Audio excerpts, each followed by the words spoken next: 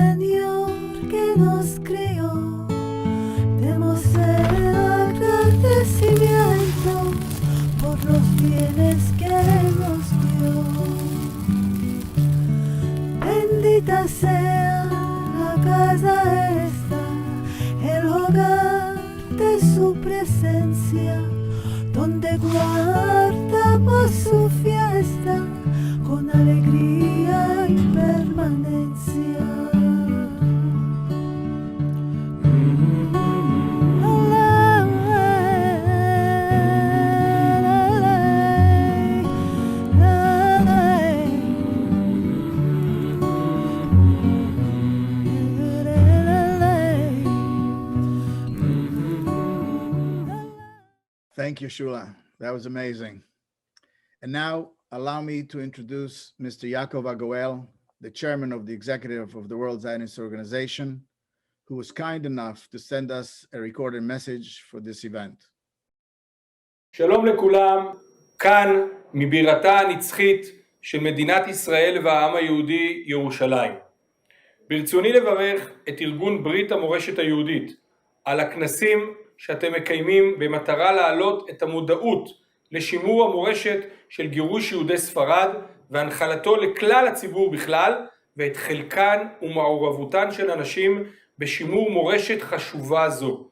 אחת הנשים הראויה לציון בעשייתן הציונית היא הנרייטה סולד, מחנכת ופעילה ציונית שעמדה בראש ארגון עליית הנוער, אשר נועד להצלת נוער יהודי מאירופה, והכשרתו לחיי עבודה וחקלאות וקליטתו כאן בארץ ישראל. כמו כן, היא הייתה ממקימות ארגון נשות הדסה, ועמדה ברשות הארגון הזה בשנותיו הראשונות. אני מציע ללמוד את דמותה, לחלום ולהגשים את החלומות. כידוע, ההיסטוריה העולמית לוקה בהמון חסר, ידע בנושא זה, ואי לכך, המורשת שאתם מנחילים לדורות הבאים חשובה מאין כמותה, ולכן אתם ראויים להכרה והוקרה. אני שמח בהזדמנות זו לחזק את ידיו של המנכ"ל של ברית המורשת היהודית, מייקל שטיינברגר, וידוע לי כי עצם העובדה שמייקל נולד כאן בארץ, אך גדל בתפוצות, חיזקה אצלו את המחויבות לחקר המורשת היהודית. מייקל הוא אדם שמקדיש את חייו ומרצו לטובה לקידום חקר החלק הזה בהיסטוריה שסובל לאורך השנים מהזנחה במחקר. אני גאה שאנו, כהסתדרות הציונית העולמית, הפועלת בקרב כל הקהילות היהודיות ברחבי התפוצות, זוכים היום להיות מארחים שלכם, יחד עם גופים נוספים ומברכים ופועלים בזירה הבינלאומית. כידוע, ההסתדרות הציונית העולמית פועלת כבר מעל 120 שנה, עוד מאז הקונגרס הציוני הראשון בבאזל, לטובת חיבור העם היהודי והתפוצות לארץ ישראל ולעם ישראל. ההסתדרות הציונית עובדת לילות כימים לטובת חיזוק הזהות היהודית בתפוצות על ידי מגוון פרויקטים שונים כגון אולפנים ללימוד עברית, שליחים בכל העולם, מאבק באנטישמיות והעלאת הזהות היהודית.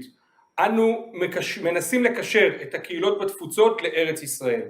מגוון כנסים הנלחמים בתופעת האנטישמיות ועוד דברים רבים אחרים. אני שולח לכם שוב ברכה חמה, כאן מירושלים, עיר הקודש, עם ישראל חי.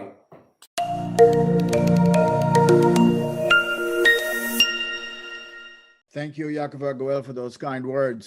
So now I would like to call on Professor Judith Baskin, who will kindly introduce our guest speaker. Take it away, Judith. Professor Renée Melammed of the Schechter Institute of Jewish Studies in Jerusalem received her doctorate from Brandeis University. She is the author of 3 books and the editor of a 4th, and for the past 22 years, she has been the academic editor of Nashim, a journal of women's studies and gender issues. She has written many important scholarly articles and book chapters on a range of topics connected to Sephardi women in the Middle Ages and early modern period, as well as about the medieval Jewish women whose lives are reflected in the documents of the Cairo Geniza. Professor Levine Melammed's first book, Heretics or Daughters of Israel, The Crypto-Jewish Women of Castile, received 2 National Jewish Book Awards. Her third book, An Ode to Salonika, celebrates the life and Ladino poetry of Buena Sarfati, a World War II partisan who risked her life many times to aid her community. Levine Melammed's volume poignantly demonstrates how Sarfati's poems detail the life and the destruction of Salonika, once one of the world's most vibrant Sephardi Jewish communities. I first became a colleague and friend of Professor Levine Melammed when I was privileged to include her pioneering chapter, Sephardi Women in the Medieval and Early Modern Periods, in my 1991 edited collection, Jewish Women in Historical Perspective. It is my honor to introduce this outstanding scholar to you today. Thank you, Judith. Have to smile. Okay, what I'd like to do is tell you how I'm going to work this. I say evening. I'm in Jerusalem, it's 9 p.m. I will make first some comments about crypto-Judaism. I will not have time to go into great detail about it, but just in order so that you understand what we're talking about. Then, with the help of Nathan, I will show you just a few pictures or photos of original Inquisition documents so that you could see from whence my material came from. We will not read them or go over them, but just a few, so you can see the handwriting, you could see what one deals with. And then the rest of my time I will spend on describing various observances which I found in Inquisition documents in the Archivo Histórico Nacional in Madrid. So first, some comments about what is crypto-Judaism. The word crypto gives it away. It's hidden, it's clandestine. And any clandestine religion has to be different from a religion as we know it, from a normative religion. A clandestine religion is also noted for two things, which I will try to point out as I give examples. It's noted for lacunae, for things that disappear and are absent, things that could not be done simply because they were too dangerous. For example, you don't go out and build a sukkah during Sukkot because basically you would, once the Inquisition was established, you would be telling them, here I am, come and take me. And also additions, things that were added that were mistakenly or psychologically seen to be part of what Judaism was. And as we'll see, they are not part of halachic Judaism, of the Judaism of the rabbis, but rather of the religion of these secret Jews. So that's one of the one of the basic things that we need to know about crypto-Judaism. I will discuss four. The second one is the framework in which we are working. From the first forced conversion was in 1391. There were conversions in the beginning of the 15th century, between 1412, 1416, 18, and various conversions that were voluntary. And of course, 1492, we have those who chose not to leave Spain. But for the crypto Jew, we have, until the establishment of the Inquisition, we have them choosing their paths. But once the Inquisition is established, which is, it gets the bull, the acceptance of the letter from the Pope is given in 1478, 1481, they start getting their act together. And if you quickly do the math, if they start acting in 1481 and 1492, the Jews are expelled, then this living example of Judaism is gone. There are only 11 years when there are Jews in Spain during the Inquisition. So there's no more living example after 1492. It's stripped of its leaders, functionaries, whether it be the rabbi, the cantor, the mohel, the teachers, the shochtim, the slaughterers. They don't have literature, the prayer books, Bible, Tanakh, Talmud, Hebrew, etc. So the framework of Judaism is something that is going to be very lacking or almost completely gone. The third characteristic of crypto-Judaism is that we have to take into account is the time factor. As time passes, you tend to forget. We all forget. And this is a religion that is going to be transmitted orally. It's by memory. And we know that if we play telephone and I start here with Michael and I whisper something in his ear, by the time it gets down to Monica or someone else, it will already have lost something in transition. So just think about things that are being transmitted verbally and in the hopes of going from generation to generation. And there'll be things that are going to be not going to be quite what they should be. And the fourth characteristic of crypto-Judaism is the threat of the Inquisition. In other words, once we have an Inquisition there, then observance is a completely different game. It becomes difficult, it's dangerous, even in the place that one would think is the safest place, our home. That's where we feel safe. Here, we're all been, during the pandemic, we're safe from COVID because we're in our homes. Well, even in your home, if you observe Judaism, you were not safe. So it became a tremendous challenge to observe and simultaneously to maintain secrecy.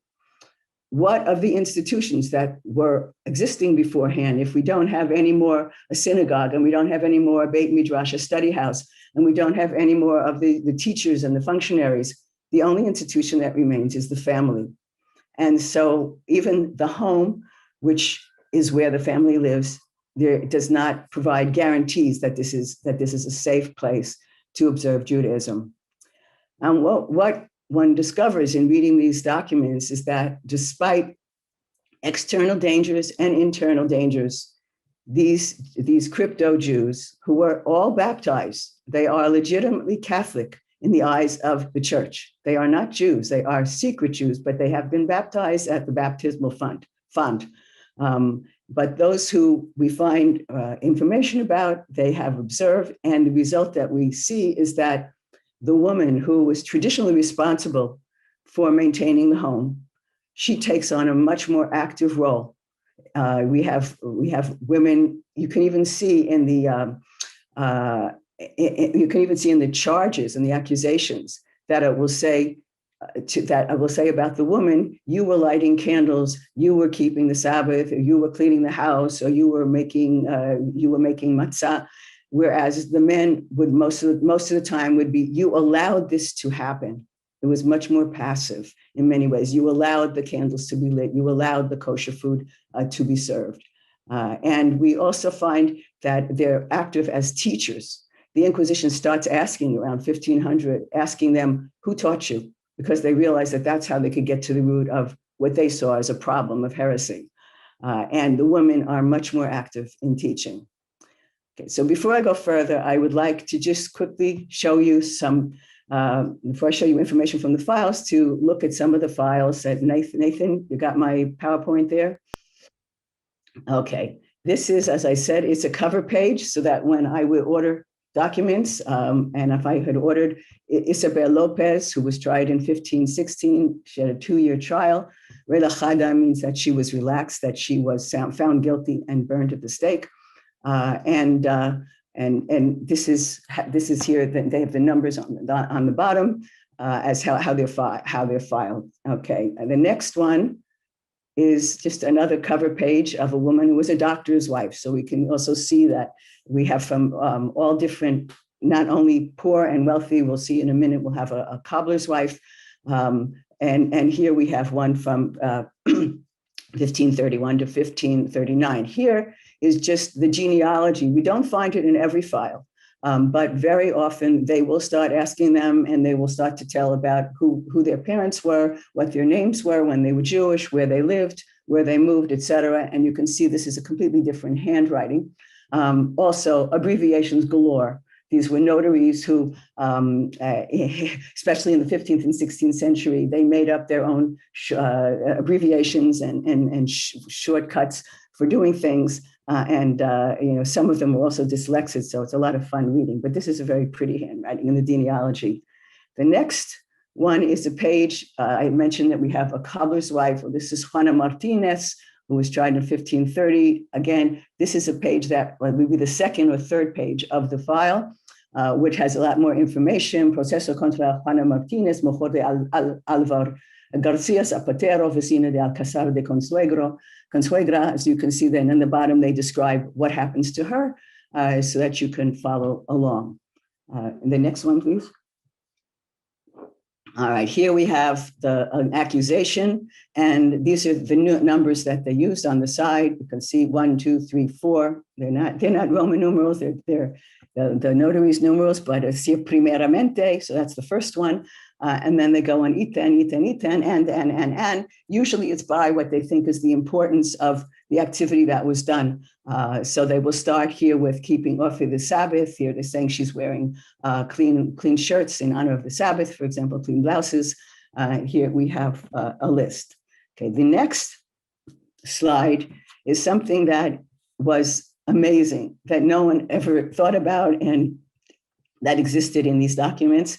And I can't go into detail, but I can just basically say that when the prosecutor brought his witnesses in, the witness testimonies in, he had 2 lists. One list had the names of the witnesses, and one had no names. The defendant heard the descriptions given without any names. So when we're talking about trying to disqualify prosecution witnesses, we're talking about a guessing game. And they basically sat in their cells trying to think up anyone who might have had a grudge against them and possibly wanted to inform or tell about something that they had done. And so here is a list of tachas. That little cross there, that little box with the cross, that's a sign when they guessed correctly. And that's what I always looked for first when I went. We have the next page is also some more attempts, and you see there's another little box there, but you actually had to get all of them right. So getting 2 of them right wasn't enough because you also had to give a very good reason as to why they were out to get you and have 2 witnesses testify to that. Okay, that's another thing that's there. Okay, and the last one here is Beatriz Rodriguez, who was a midwife, and her trial lasted from 1536 to 1563. She was brought in and out for 27 years because of the fact that she was a midwife. She was doing things that obviously the men of the church were not pleased about. Certainly if there's a baptism, she might be involved as well. And I actually thought that she could have done lots of things underhandedly, sort of in a secret way, which she probably didn't, but in the end, she's an old woman at the very end, and she is not burned at the stake. She's just kept under supervision, but she's basically lost her job, more or less. And the last one, I'm doing my own quick PR of my book, which Judith helped me choose the cover for. This is perfect for before Passover, because this is the Hagalat Kelim. This is the women who are taking their dishes and into the water to sanctify them before Passover, so that they can be used here. And you see, I called it heretics or daughters of Israel because in the eyes of the Inquisition, they were heretics. In our eyes, they were daughters of Israel. Okay, thank you, Nathan. We'll go back to. Okay, so now quickly to discuss observances and when we think about it, whatever's easier to remember is going to be the ones that we're going to find more often, because that's, again, it's memory that's working. The ones that are observed more frequently are the ones that we're going to expect to find. And indeed we do, because we're talking about basically 2 categories of observances. Observing the Sabbath, it's a weekly observance, so we remember it because every 6 days it rolls around, and it has such a prominent role in Judaism. And of course, keeping the dietary laws, the kashrut, is something that's done daily. So these are the 2 kinds of observances that we would expect to find most common, and we do. They are both cyclic, they are both repetitive, but they are also both more predictable and easier to detect. And what I will tell you, and just keep this in mind as I talk about these observances, everyone has servants in their home. Everybody has them, because you basically just have to give them a roof over their head. And they're simple people who just want food. And you don't not have servants for 2 reasons. One, it would be too obvious that why you're not having servants. And 2, I'm sure that these women said, why should I not have servants and do all the work when I have these people who can do all this work? It would make my life so much harder. So think about this. Again, another problem when I say the home isn't safe, because we've got these servants there. Now, they're not built-in witnesses for the Inquisition. The Inquisition hasn't sent them. But at a certain point, when the Inquisition will go around giving explanations of what you might look for, these servants could very easily say, oh, I saw that, and just come and report something they'd seen in a house where they had been working. Okay, so here we have some descriptions of the Sabbath. I can't say I found anyone who observed it from A to Z, but many of the women did prepare for the Sabbath. It was very important for them to prepare for the Sabbath. And one of the things that we find is that they're bathing. Now, for us, of course, we take a hot shower. Some of us are morning showers, some of us are in the evening, or a bath sometimes. It's not a daily occurrence in medieval Spain. This is something that maybe happens once a week. And if it's happening once a week, and it's happening of all days on Friday, And how is it happening? We don't have running water. Who's preparing the bath? The servants. So the servant is sent outside to bring the water in, to warm it up, to prepare it for the master or the mistress of the house. So they automatically knew that, whoa, they're not doing it on Mondays, they're not doing it on Saturdays because we're going to church on Sunday, they're doing it on Fridays. So this becomes something that is easy to detect. Cleaning the house, the same thing. When is the house being cleaned? Well, these servants are getting instructions as to when to clean the house, and they're not cleaning them on Monday and Tuesday. They're cleaning them on, usually the house is cleaning on Thursday or Friday. Baking challah, some women, it sort of falls by the wayside, but in the early period, we find some of them trying to bake challah, removing a piece of dough halakhically. And if someone came in and said, what are you doing? They would make up excuses like, I'm going to make cookies for the children. Or, they'd say, where did that piece of dough go? I need it for something else. They are preparing food in advance because they do not want to be cooking on the Sabbath. They are replacing, and we have to think about candles. There aren't wax. This is something more modern. We have oil lamps. And how does an oil lamp work? Well, it has a wick in it, and the wick burns down. Now, on a normal evening, when the mistress would go to bed, she would have whoever is in charge of it, usually it was some maidservant who was in charge of putting out that wick, because then they'd relight it the next day. And when it burned out, they put a new wick in. So these servants were noticing that either I was being asked to replace a wick. Some of them wanted clean wicks every day. Those were the ones who were, as I say, some of the stingier ones were hanging on to their wicks and trying to use it, have it clean, but replacing it. And it was also very suspicious if every single night the mistress would give an instruction okay, shut it, please put it out. And then all of a sudden on Friday night, she'd say, no, it's all right. I'll stay up a little longer or whatever. And she lets it burn out. Again, these were ignorant, or not ignorant, but uneducated servants. But they observed things. They weren't blind. They saw also these things were happening time and time again. So these things became suspicious. And I mentioned that wearing of clean or new clothes or good clothes. Well, people did not have a wardrobe like we do. What am I going to wear? And today, tomorrow, whatever. They would have sometimes something they wore the entire week, and then something that would be for dressing up. So that it was very noticeable when on Saturday these families would be walking around in these, either if it were just clean clothes versus what the clothes that they wore on a daily basis, or their good clothes. And also, how do those clothes get clean? We don't have washing machines. The washer is a servant, and the servant knows that she's being told when to have at least a blouse. It was the minimum, was to have a clean blouse for the women and the men in the family. And so she's being instructed when to wash it. I remember reading a file about a servant who explained that I would wash this better blouse on Tuesdays.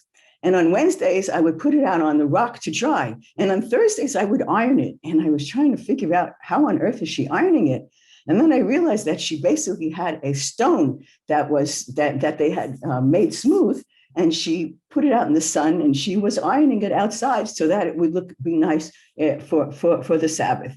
So again, all these things it's impossible not to have anybody see what you're doing or know what you're doing, because there's someone in your house who's working there and working for you. Blessing of children, I found very few examples in the early years. Praying is very interesting. There are some prayers that got carried over, some prayers that were translated, some prayers that were made up. But the most interesting thing for me, because I sort of am a semi-linguist, is that a word was made up, a word was created about praying on the Sabbath. In Spanish, if you look in, and actually I'm laughing because my laptop computer is right now sitting on my medieval Spanish dictionary, which if you opened it up, you would find sabadear. And you can hear sábado, which is the Sabbath in Spanish. Sabadear is for the Christian who was walking by, for the Christian who did not have any Jewish heritage, who would walk by the synagogue, he would see the Jews praying. Now they were actually praying on the Amidah, where they're standing up, and there where you have the portion during where you sort of rock and you sway with your knees. They thought that this was how you prayed on Saturdays. They did not know that this was part of every single Shacharit, Mincha, and Aravit service. And for them, this word was Sabbathando, was observing, praying on the Sabbath. So there'll be description there as well. Also, obviously, the Sabbath, not working, doing menial tasks. We have women who would sit next to their spinning wheel and wouldn't work unless someone would come in, a neighbor, someone who was not a Judaizer. A Judaizer is a crypto Jew, and not a Judaizer, and they'd start spinning and then they would stop. I think that one of the most moving files I ever saw was about a woman who had 3 daughters, and one of her daughters, the youngest one, was, she was mentally not of the same level as her sisters, and her mother was afraid to tell her about Sabbath observance and about that they were Jews. And every Shabbat, she would take the 2 older girls to her sisters, and they would walk out with their embroidery in their hands. And she'd leave her alone, which in retrospect was a mistake because she obviously felt bad. She was jealous. She didn't understand, why are they leaving me? But what she did notice is that when they came back, they had not progressed at all in their work. And she's brought in for questioning to the Inquisition. And this was enough to actually, for them to learn about the Sabbath observance of her mother and her sisters.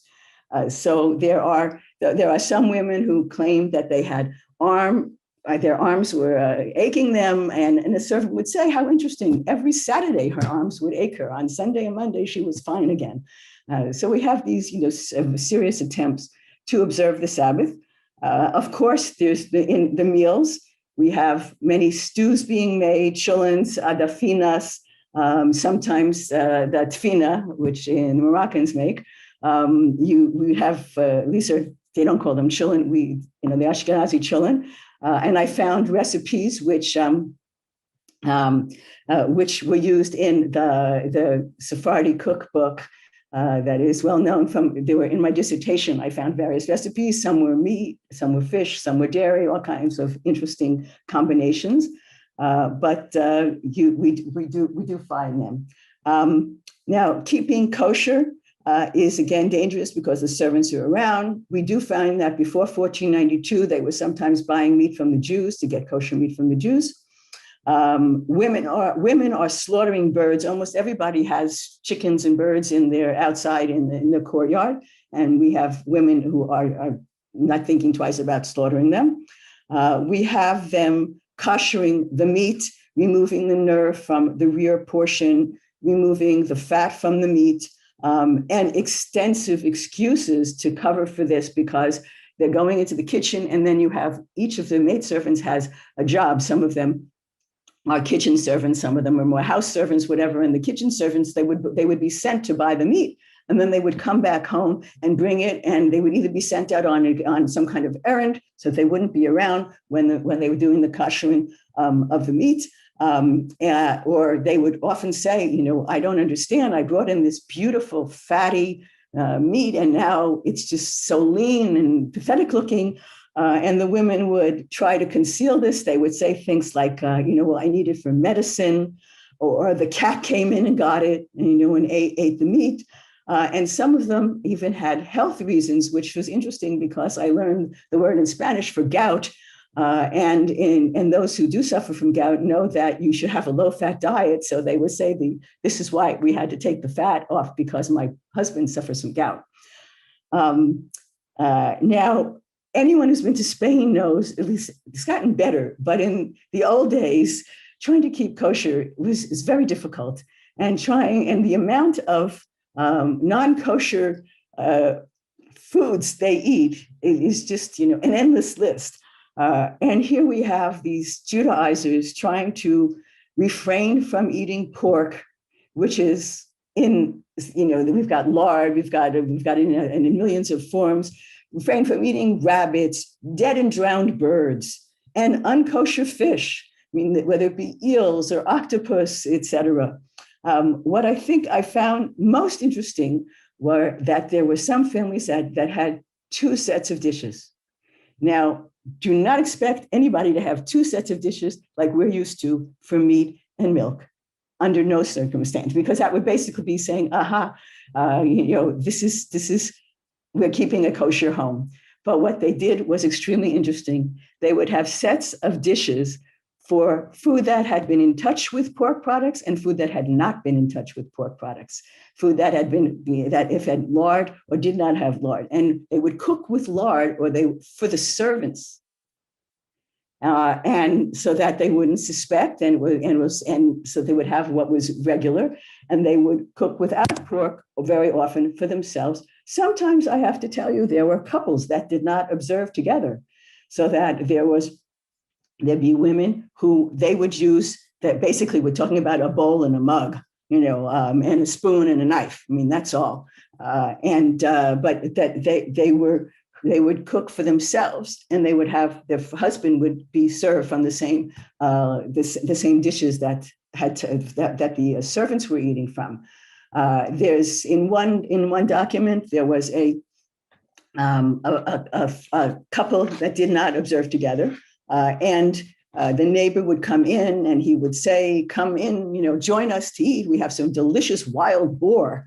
And she would say, no, thank you, no, thank you. And her husband, and this was in an Inquisition document, and the husband says, come dear, you don't want to look for trouble. And she said, don't worry, trouble will come on its own. And there she was, tried by the Inquisition, and she was truly in trouble. Then we have to look at other things that would be observed, fasts and holidays. Yom Kippur was remembered. Yom Kippur is sort of the raison d'etre for the Judaizers. It had a special significance. It had psychological repercussions. They identified with the people of Israel. It gave them the opportunity to feel that they could be saved, that this was a day of salvation, that maybe 364 days I wasn't able to be a good Jew, but if I fast on this day, God will forgive me and I can be saved. In the very early years, a few of them remembered some of the prayers for slichot. That sort of falls by the wayside. Many of them do ask each other and ask their loved ones for forgiveness.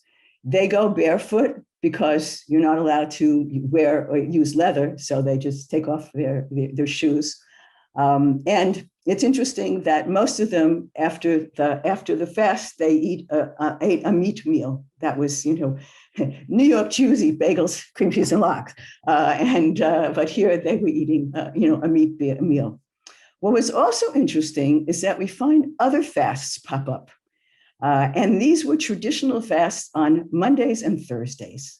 Now, Mondays and Thursdays were chosen in Talmudic time as the days to fast when, if there was a drought and they were worried that we have not been righteous and we need to do something, they would be just from sunrise to sunset. They were not like Yom Kippur or Tisha B'Av. They were just sunrise to sunset fasts, and they were on the Torah reading days, on Mondays and Thursdays. Now, we find these fasts come into the Inquisition documents as of 1499, 1500, because there was a young woman named Inés de Herrera, who was a 12-year-old girl who started having visions.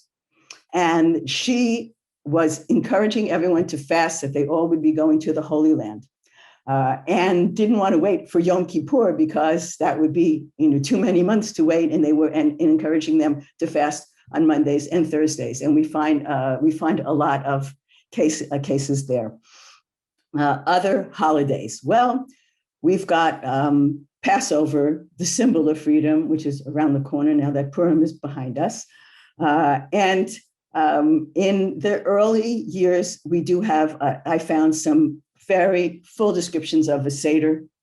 of other people who had been there, who were servants who described on the table from A to Z. I mean, parsley and matzah and bitter and salt water, really right down to the very last detail. But as time goes on, this becomes much more difficult, although they do remember matzah. And anyone who knows about the Jews of Belmonte sees that it means in Portugal, that's something that was carried on to right through the 20th century. And before the expulsion, then we have them sometimes either buying or just asking Jews for matzah. And another heartbreaking trial that I saw was of a young girl who had gotten matzah, and she put it in her apron, and she folded in her apron, and she was running through the center of town, and as she's running by, she slips and it falls out in front of the priest. And this was very sad indeed. I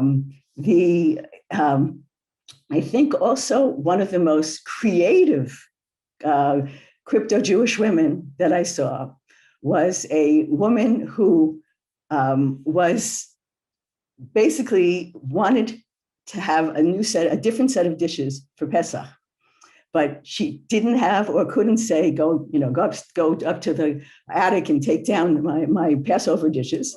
And as of Purim, she started becoming very clumsy, and she would be eating and then accidentally drop her plate. And then she would send her maidservant out to the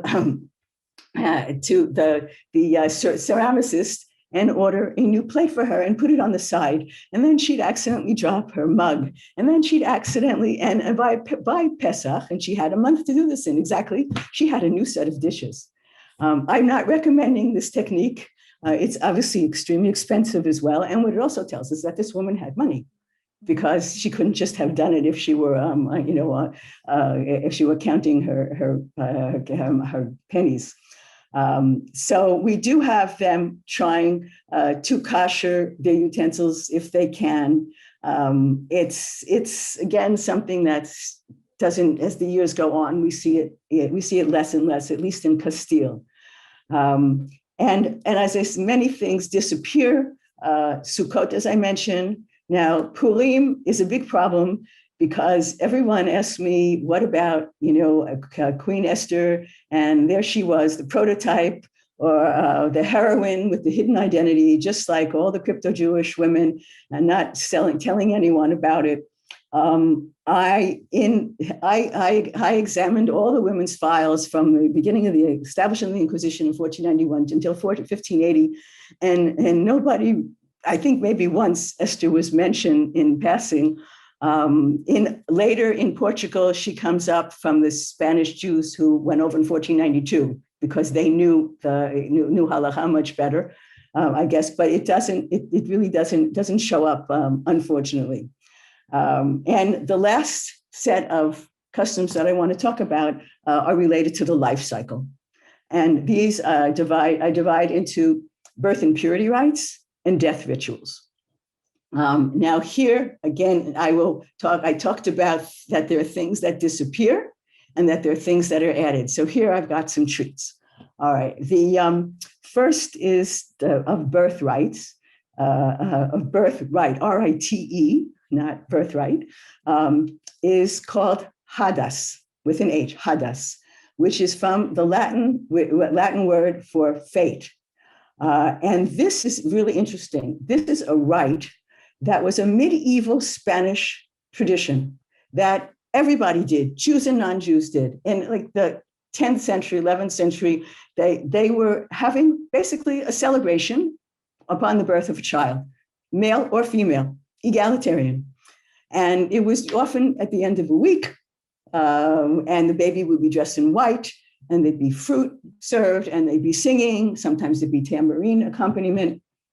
Well, for some reason that is inexplicable to me, I actually published an article in Spanish about this.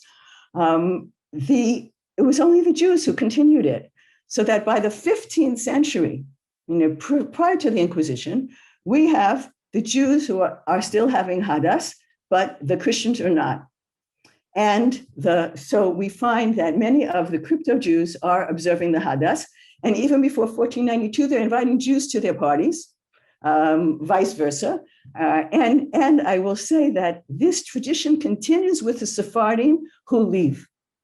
In other words, I know that when I was talking to a colleague of mine who's in Istanbul, one of the singing groups, and I said to her, you know, there's a lovely traditional song for Saturday night, Shavua Tov, in Ladino, and you know, it's called Un Buen Semana, Shavua Tov.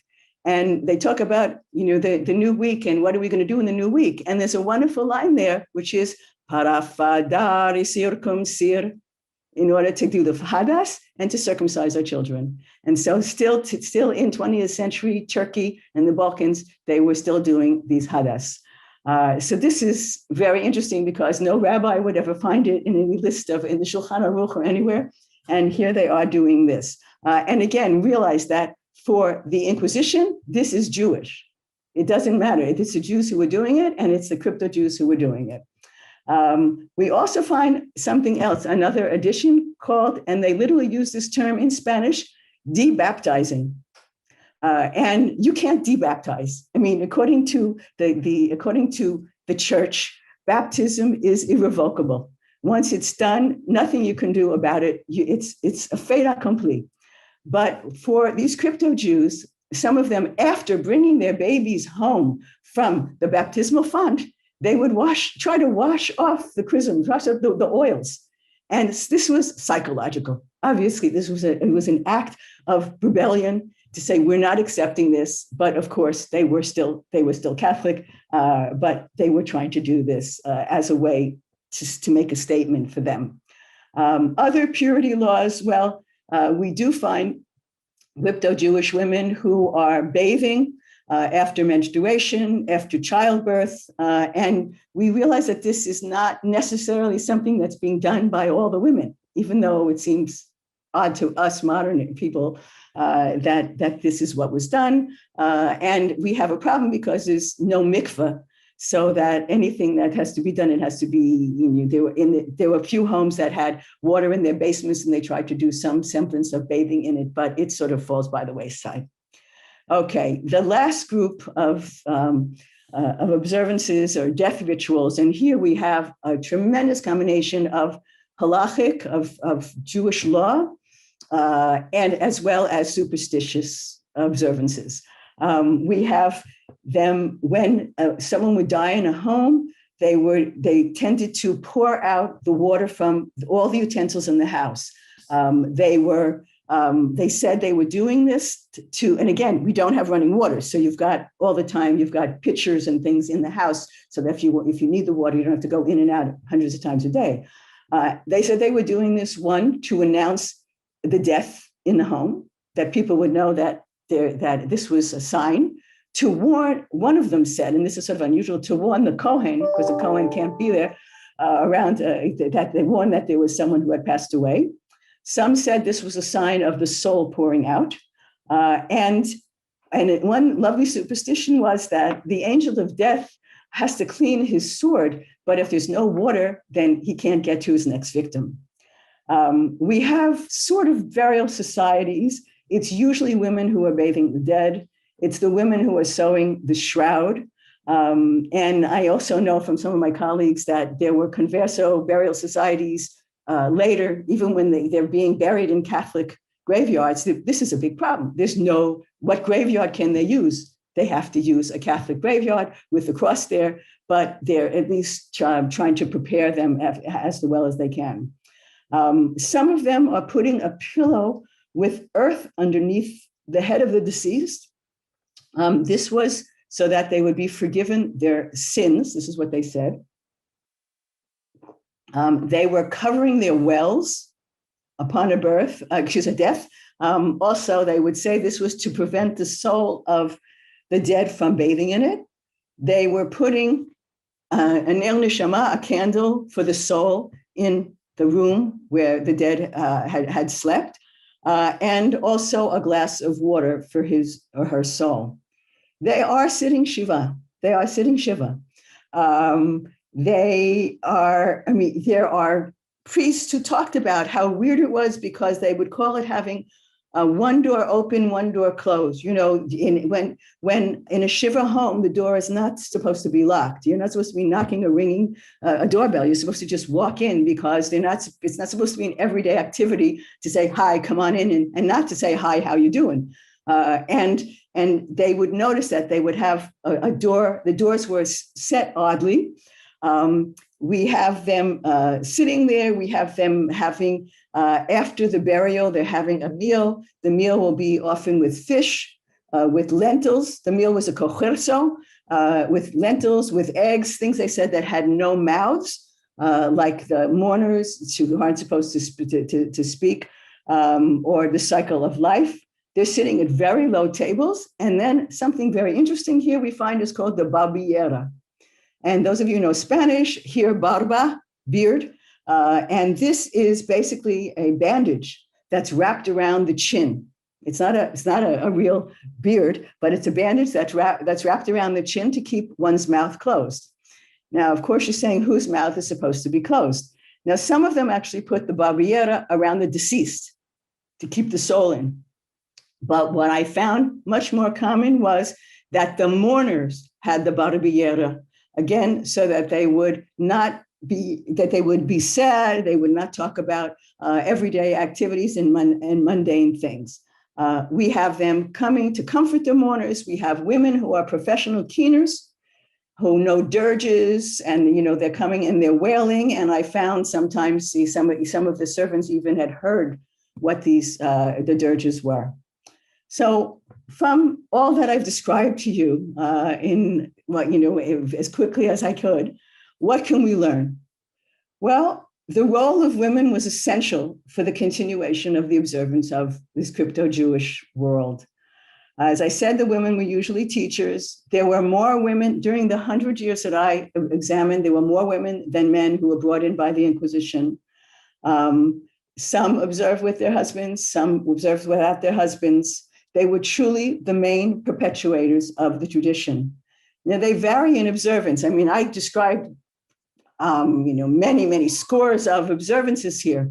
I did not find one woman who observed everything, but some of them really had a fairly full Jewish life, underground life, to the best of their ability, and some of them just observed Yom Kippur or the Sabbath, or something small and symbolic for them. But here, and what we need to know is that the Inquisition was concerned with two things: with the deed, with what you've done, and that's why we have a list of charges in the accusation and descriptions, but also the intention. So that if you debaptized your child, if you had hadas, if you did other things that you thought were halachic, then that to them was on the same, absolutely on the same level as the observance. It was heresy, and for heresy, your soul was in deep danger, in serious danger. So, despite the risk involved, these crypto-Jewish women, the ones in these files that I found, remained loyal to Judaism. They risked their lives, and they maintained a commitment to their ancestral religion and identified with and preserved their heritage. Wow. Thank you, Renee. Thank you for the comprehensive, mesmerizing presentation, shedding much needed light on this important segment of Jewish and world history. So finally, I would like to take this opportunity and thank our global friends and partners for their amazing support in making our work possible. Thank you all. I'd like to close where I began. The Sefarad segment of Jewish history did not and does not have the same coverage or attention as European biblical Jewry. We invite you to learn more about the silent but rich, profound segment of Jewish heritage. Please join us on our upcoming webinars and follow us online. Thank you for making this event a success. See you next time, and bye for now. Thank you, everyone. Thank you.